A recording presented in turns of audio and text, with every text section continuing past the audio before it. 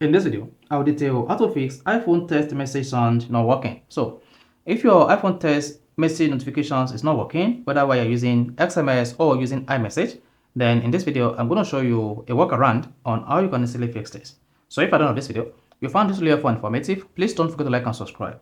Now, to fix iPhone text message sound not working, all you just need to do is go to your iPhone settings. On the settings page, you want to scroll down and click on the messages app or the iMessage app. So locate the iMessage app and click on it on this space. If you're using iOS 17.5, for iOS 18, all you just need to do is scroll down and click on apps.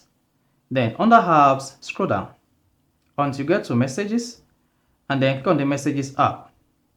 Then once you selected that, under allow messages to access, then click on notifications. Then if this is disabled in your own case, do turn on allow notifications. Then you have option to customize your iPhone messages notifications. Then how do you want your message alert to come in? Is it on the lock screen, notification center, or banner? So if you want them to come up in all the three alert centers, just check all of them. Otherwise, I prefer to have my message notifications as banner. They can also choose notification center and lock screen. Now come down to sound. Since the sound is not working, just click on sound and choose other sound you have here.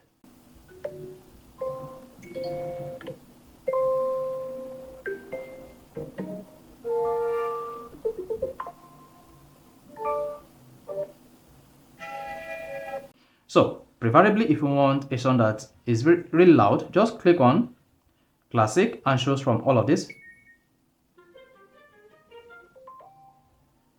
So, once you selected the sound you want to set as your message notifications on your iPhone, just hit the power button.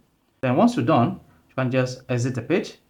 Then when next you have a message on your iPhone, you will be notified and the sound will be working. So, this is how you can easily fix iPhone text message sound not working. So if you found this video informative, please don't forget to like and subscribe.